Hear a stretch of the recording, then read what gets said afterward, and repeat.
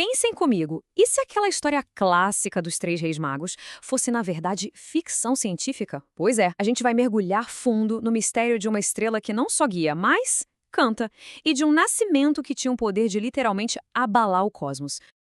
Bem, tudo começa do nada, na verdade. Não tem um destino claro, só uma anomalia esquisitíssima no espaço-tempo. Ela simplesmente arranca o Doutor e o Henrique da rota deles e o joga num planeta completamente desconhecido, um lugar bem árido. E é nesse deserto todo que eles percebem, opa, eles não estão sozinhos. Tem mais gente ali, 3 reis de lugares completamente diferentes, todos reunidos por uma convocação, uma coisa bem antiga. O objetivo? Testemunhar o nascimento de um príncipe. E o guia deles, segundo a lenda, era uma estrela que cantava. Então é aí que o mistério realmente começa a se desenrolar.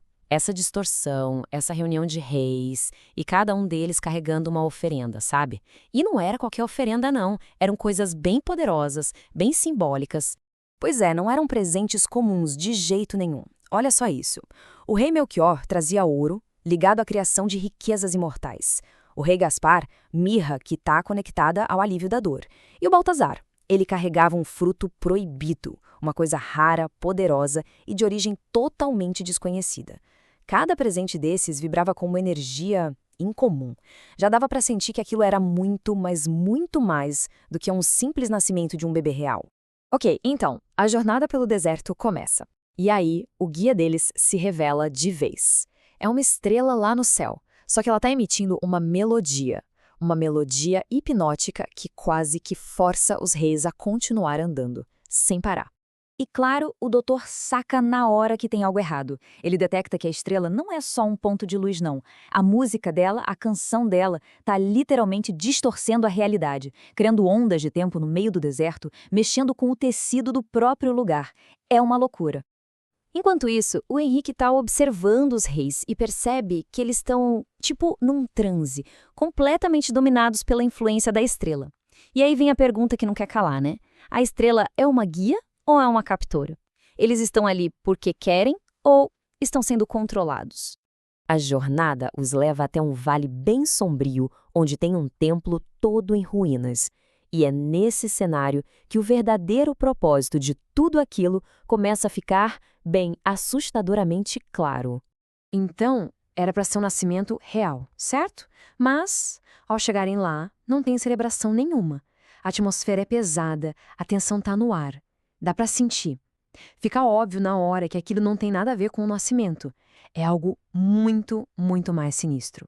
E aí a ficha cai. Aquilo não é um nascimento.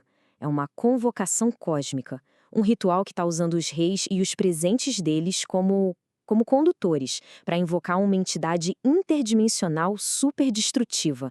O tal do príncipe não era uma criança. Era a chave para abrir um portal. E olha só como tudo se encaixa de um jeito terrível.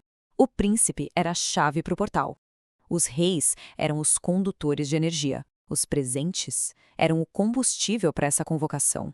E a estrela era a fonte de poder e quem controlava tudo. Cada peça, cada elemento era só uma engrenagem numa máquina cósmica medonha. Nesse momento, eles percebem que o negócio é sério. O universo inteiro está em jogo. O doutor e o Henrique precisam, de alguma forma, interromper essa cerimônia antes que essa entidade seja invocada por completo.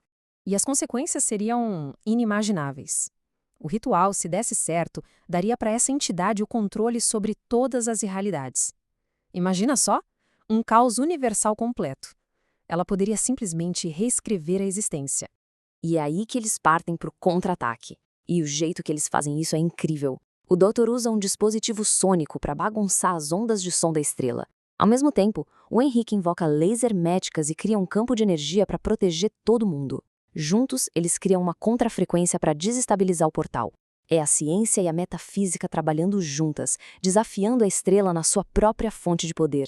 A coisa fica caótica, o templo começa a desabar em volta deles, e eles sabem que agora ou nunca. É o último empurrão, o esforço final e desesperado para tentar quebrar essa conexão e fechar o portal de uma vez por todas. E não é que funciona? A onda de contra-energia dá certo. A estrela lá no céu, ela se estilhaça. E a realidade inteira se transforma. De um jeito que ninguém, absolutamente ninguém poderia ter previsto. De repente, O deserto some. A ameaça cósmica se foi. Tudo aquilo desaparece. E no lugar daquele cenário árido, eles se encontram numa morada humilde. O céu agora tem uma noite serena, com uma nova estrela brilhando, um brilho suave que traz paz.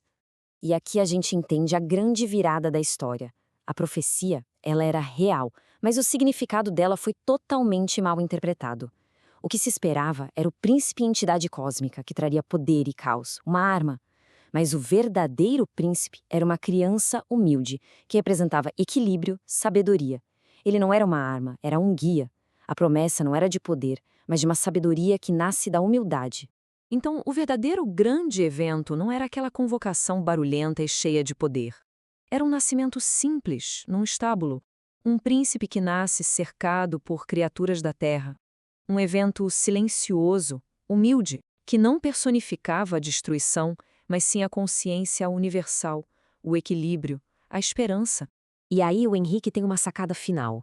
A estrela não era uma maldição, era uma bênção.